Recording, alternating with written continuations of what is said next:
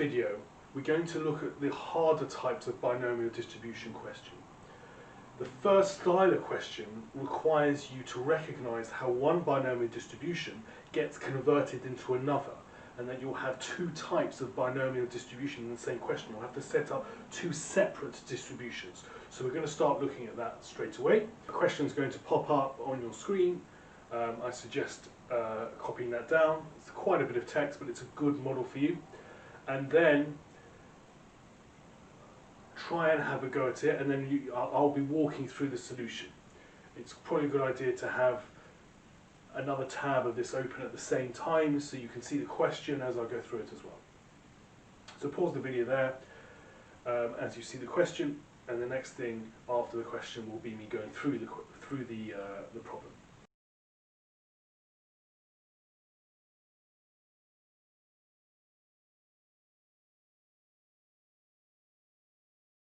So as always with a binomial distribution question, you need to recognize what the distribution is, and you should write it down straight away. So hopefully by reading through the information you recognize there are 25 bags of candy floss, and the success is getting a free pack of integrals, which is a 0.3 probability, okay, a 30% chance of that happening. Now what does the question ask us to do? So part A asks us for exactly 7 bags of candy floss to have the prize of the free book of integrals. So there's 25 trials. It's effectively, that's asking you for the probability that x is equal to 7. So we go on to our calculators and we type in binomial PD, we type in 7 for the x, for the amount of successes, we type in n is 25, p is 0.3, and you should try this and check that you get the same answer that I get. And to 3SF, that's 0.171. Part B, again we have to set up mathematically what it's asking us to do. In this question it wants at least 5 bags of candy floss to come free with the pack of integrals. At least 5 is probability x is bigger than or equal to 5. Now remember, we want the inequality to be inclusive, which at least automatically means it is. Then you do 1 minus and you flip it down to 4. Now remember, if that was a strict inequality, strictly bigger than 5, you'd have to convert it to bigger than or equal to 6, and then you do this process, 1 minus and flip it down 1. So you go now to binomial CD, because that's less than or equal to, type in x is 4, n is 25, p is 0.3, and then afterwards we do 1 minus. So let's write that working out. That's going to be 1 minus 0.0905. Remember, you need 3SF there, which comes out as 0.910 to 3SF. Part C is when the original binomial gets transferred into another binomial. So effectively, if you read what's going on in the question, the 25 bags of candy floss, the 25 trials, then become one big new trial, because the 25 bags of candy floss become one box. So effectively, you've got a new binomial distribution, right? These 25 bags turn into one big box, and we're told there are 10 boxes. So you've got 10 trials, right? You've got 10 boxes now. And what's the success? It's in the question. In the question, we're told what needs to happen in each box. We need to have exactly 7 candy floss bags with integrals. Now, within one set of 25 candy floss bags, we know getting exactly 7 of them having the book of integrals is 0.171. Now, those 25 now becomes one box. That's one trial. Therefore, the probability of a success in the new one big trial, of which there's 10 boxes of them, is exactly that, because that's what they're looking for. The probability from here then becomes the new probability of a success. And what's the question asking us to do? It's asking us what's the probability that more than 4. So it's asking probability y is strictly bigger than 4. Strictly bigger than 4 means bigger than or equal to 5. That's the first thing you do. Just before we continue, let's just recap that idea.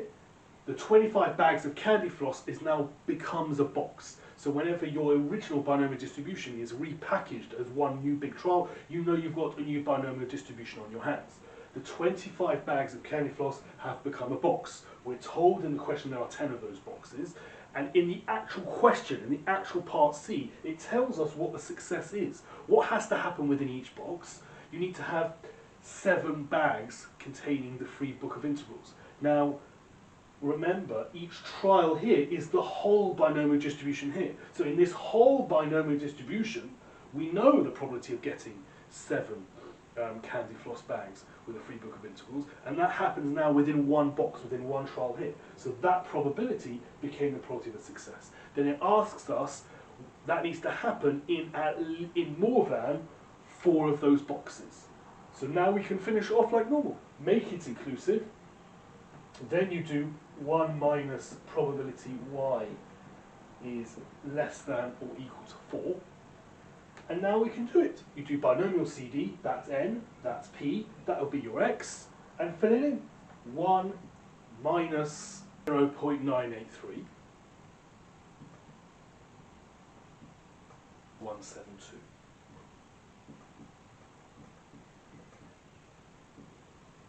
Once again, you must have 3 significant figures minimum in your probabilities. And that's that problem. So some of the harder questions with the binomial distribution is where the unknown is not the actual probability you're trying to work out. We've discussed binomial PD, binomial CD, different ways to work out the probability of a certain event or certain scenario that you're asked to work out in the exam. Now what we want to do is we want to consider a situation where you've got a binomial distribution, right? We've got all the criteria that are satisfied, but the exam question is silent on how many fixed amount of trials there are. It's just n. It doesn't tell you how many. Okay? It seems to suggest that there are a fixed amount of trials, but it doesn't say how many there are. And the success that we're trying to find out, that's given to us. And if you need to find n, then they have to give you something else. So let's suppose they tell you that the probability of getting at least one success. Question, it will probably say in words. So the probability that I have at least one avocado with some special property, for example, is smaller than 0.97. So let's think what we do. So here, obviously, like always, we're not happy with bigger than, we're not happy with bigger than or equal to. We want to make sure it's inclusive, which it is. And once it's inclusive, we know that we can turn that kind of probability into 1 minus probability x is less than or equal to 1 down, which is 0. But you can't be lower than 0. So I'm just going to write probability x is equal to 0. If you did write less than or equal to 0, you would be penalised, but you just need to use a bit of common sense. There's no point writing it's less than or equal to 0, because I can't be lower than 0. It's just equal to 0. Okay, is 0.97. Then what we'll do, let's just move this around. Let's move this over here and let's swap that around. So if I bring the 0.97 across, it'll be 1 minus 0.97, which is 0.03. And then this becomes probability x is equal to 0. Now, let's flip this around.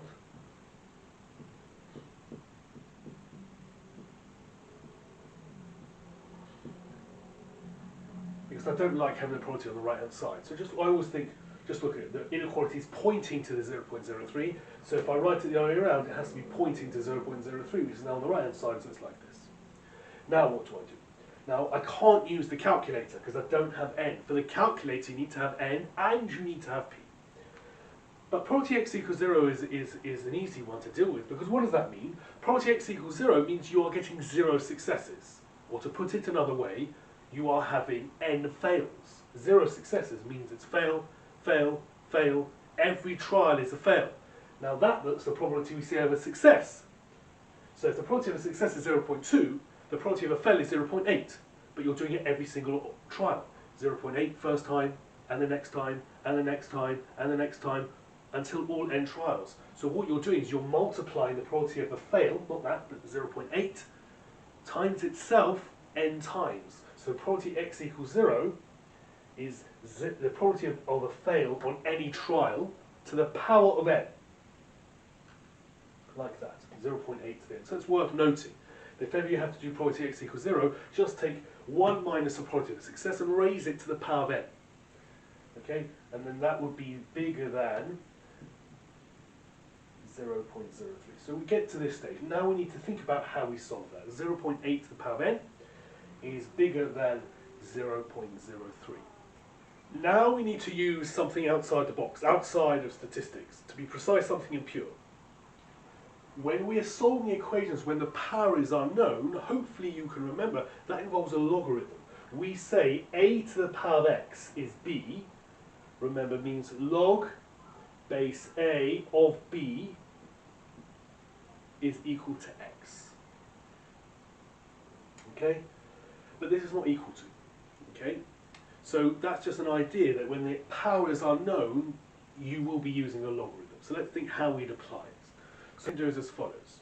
We've seen in logarithms that actually a useful tool to access that power that's up there is to log both sides. Okay, let's think why that would work. So if I log this, I have log 0.8 to the n. Now why did I do that? Why did I log both sides? Because when you've logged both sides, now we can use the third log law. The third log law says log of something to the power of something, you can bring that power down. Now you'll notice I haven't written a base. If you don't write a base, automatically it's log base 10. You can use log any base at this point, but I like to use log base 10 because it saves me from writing what the base is. Okay? If you write log without a base, it's automatically base 10. And there's a special button on your calculator to do that. Okay, so if you take your calculator and you look at the button 3 buttons below the shift button on the left, go down 3 buttons. If you press shift, that button, that brings up a log seemingly without a base. That's log base 10. So if you log both sides, then what I can do is bring this down. That's why I have to log. I can't access that power until I log. So let's bring it down. So it becomes n log 0.8.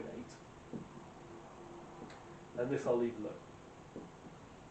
Now remember, log of a number is just a number. So this is actually a linear inequality. N times something is bigger than something. It's like solving 2x is bigger than 4.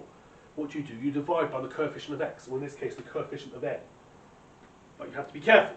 Remember, with inequalities, if you divide by a negative, you flip the sign of an inequality. Now, log of 0.8 is negative. If I were you, I would check every time you're about to divide an inequality by a negative, you flip the sign. But you should know that log of a number between 0 and 1, any number, you can see it on your calculator for yourselves, is negative. Log is 0.8 is negative. So what I'll do is I'll divide by log of 0.8, but I'll flip the sign. Okay, again, that's because we divide by a negative, and when we divide by a negative with an inequality, we flip the sign. If it was positive, there's no issue. I could keep the sign the same. So we have log of 0.03 divided by log of 0.8. Now, let's see what that is. So leave the calculation of that to the end. So let's go to our calculators. Let's type in log of 0.03 and log of 0.8, and you get 15.71. Okay? Now, the question would ask you, what is the highest value of n? Okay? The highest value of n that satisfies the condition we had at the beginning, probability x is bigger than or equal to 1, being less than 0.97. So what we see here is that we've come up with n has to be smaller than 15.71. So remember, n can't be a decimal. N is the amount of trials, which is always a whole number. It's always an integer. So if n is smaller than 15.71, okay, the largest integer that was lower than 15.71 is 15. It's telling me to go down from 15.71. The largest integer is 15. So therefore, n is going to be 15. Okay? If we had n was bigger than 15.71, it would say then, so the lowest value of n, so the next one up would be 16, and that's the one we'd go for. Okay, so we can see we use a bit of logs here. So now let's suppose that the probability is unknown, and we're given a similar sort of statement. So now probability is unknown, which means that I don't have n and p both known as numbers, which means I can't use the calculator again. So we do something similar to what we did before. Probability x is bigger than 1, we can turn into 1 minus probability x is equal to 0. Same logic as the previous example, exactly the same thing. Make that equal to 0.96. There's no inequality here, so if you take that to that side, take that round, you'll end up with probability x is equal to 0 is equal to 0.04. Once again, probability x equal to 0 is failing every time. So that's n fails. So probability, what's the probability of a fail? It's 1 minus that. So you're doing 1 minus p. Another probability of fail, 1 minus p. And you're multiplying all those 1 minus p's n times. Like the previous example, it's 1 minus p to the power of n. But I actually know n this time, which is 10. This is an easier problem than the last question, because this time the power is known. When the power is unknown, you have to start using logs. When the power is known and part of the base is the unknown, that's much easier. Because to get rid of the 10, I'll just take the 10th root. Okay, just like when you squared something squared, you take the square root. So I can do 1 minus p is the 10th root of 0.04. And then p is 1, if I bring that to that side and take that to that, you can see p is 1 minus the 10th root of 0.04. And that's it. So let's now just pop that into our calculator and come up with the answer, which to 3SF is 0.275.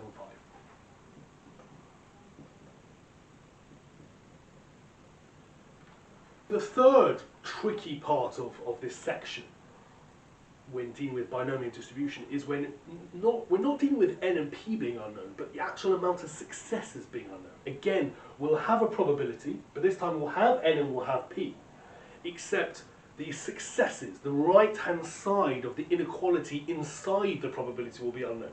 So let's take an example. So let's suppose you've got a wordy situation and you've established that there's 30 trials and the probability of success is 0.15. But now we're told that the probability of x being strictly bigger than r successes has to be smaller than 0.01. And I want the r successes to be as small as possible. Okay? So it could be some sort of game. Right? You've got 30 trials at it, you win a prize, the probability of winning a prize is 0.15, and the owner of the game wants to ensure that the probability that somebody gets strictly more than r successes has to be smaller than 0.01. It's a very small chance. Okay, so let's think what we do. So again, when you have your probability statement, we call this a probability statement, we know the deal. Even though we're not going to jump straight to our calculators just yet, we need to have it less than or equal to. Ultimately, I want to use binomial CD. So therefore, probability x is bigger than r. First thing to do is make that inclusive, make it bigger than or equal to. So if it's strictly bigger than r, that means it starts the next one up, bigger than, the next one up. So that's probability x is bigger than or equal to r plus 1. You've got to bump yourself up one. Let's not touch anything else. And we know once you're bigger than or equal to, then you do 1 minus probability x is smaller than or equal to, you go back down. When your probability x is bigger than or equal to 5, we've seen in a previous video that that's 1 minus probability x is less than or equal to 4. Probability x is bigger than or equal to 10, then it's 1 minus probability x is less than or equal to 9. But that only works when you're inclusive, see? So some of you think, well, why am I going around the houses? It's important you have to go from r to r plus 1 using inclusive, and then you go back down, because I'm worried if you go straight from here to here, you might do 1 minus probability x is less than or equal to r minus 1. You have to make sure you're inclusive first before you go back down. Okay, so we do this. Right, in a similar way to previous examples, bring this across, that becomes 0.99. Take this minus probability and bring it to the other side. Flip these around because I like the probability on the left-hand side. Okay, now we're happy. Now we can use binomial CD. So what we have here is we're told the probability x is smaller than or equal to some amount of successes has to be bigger than 0.99. But we want r to be as small as possible. So I want the first possible amount of successes when you add them up cumulatively, i.e. using binomial CD, where it goes over the threshold, as it were, of 0.99. And the best way to see this is to bring up the binomial list function on your calculator, because otherwise you're guessing. Okay, maybe I'll try 2. Is it bigger than 0.9? No. Okay, I'll try 3. Right, you could be there all day, seeing one probability at a time. The list function brings up all the possible probabilities that you have, okay, and then you'll be able to see when it's bigger than 0.99. So what we should do now is look at the binomial list function. So what we want to do here is we want to see when probability x is less than or equal to r is bigger than 0.99. So let's go to menu. Let's go across to the distribution. Let's go to binomial CD. Right, let's press 1. But now we'll go to list instead of variable. So let's press list. Right, so by bringing up this list function, we can input multiple values and see when the cumulative probability is bigger than 0.99. Now, first of all, ignore these numbers on the left. That's just the row column number. So start with 0, because it could be 0, 1, 2, right? These are potential answers where the probability could be bigger than 0.99. But remember, if the probability is going to be 0.99, bigger than 0.99, which is what our line was, we really need to go a bit further down the line. So let's jump a bit. Let's jump to 4. Let's try 5, 6. So let's just do that. So let's see what happens. Let's press equals. Let's put in N and P from the question. 30, 0.15. Press equals. And the table will automatically populate. Now you can see it's got quite big quickly at 0.52 already. So it's 7.1, 8.4. It's not quite at 9.9. So let's go back over here. We're close. So let's just do another few. 7, 8, 9, 10. Now let's press equals again. It will have saved your last N and P, so just press equals straight away. Now let's have a look. So here we go. That's 9.3, that's 9.7. Now that's the first time I'm over 0.99. So you can see that when x is 9, in other words, when probability x is less than or equal to 9, that's the first time it's above 0.99. So the beauty of this table function is that it shows you multiple binomial CDs at once. Probability x is less than or equal to some x. There is a bit of scouting around to find exactly the right one, but that's effectively how this works. Remember, to come out of this, you just press menu and 1. We saw from the list function in that table on our calculator that the first amount of successes where it went over a 0.99 probability was 9, which means that that value there is 9. So in fact, the answer to our question is 9. But be careful, because sometimes when you do this, the right-hand side of this is not r, it's r plus 1. So that means r plus 1 is whatever value's in your calculator. We got r because we were lucky. R went bumped up to r plus 1, and then when you brought it down, it's r. But let's say that was r plus 1 to start with.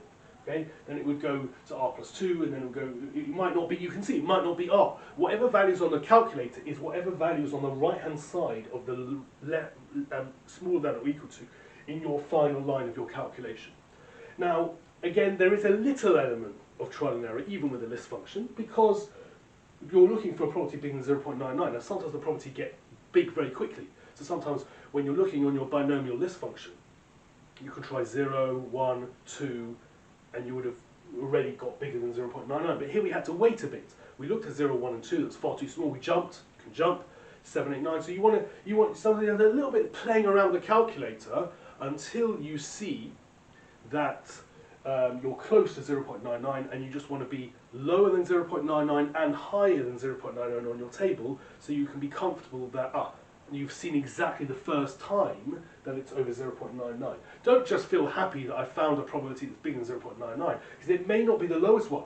Okay, after 9, 10, 11, okay, would also be bigger than 0.99. You want to make sure you pick up the first one, okay, in this kind of problem, and vice versa. It could be the maximum value if this was the other way around.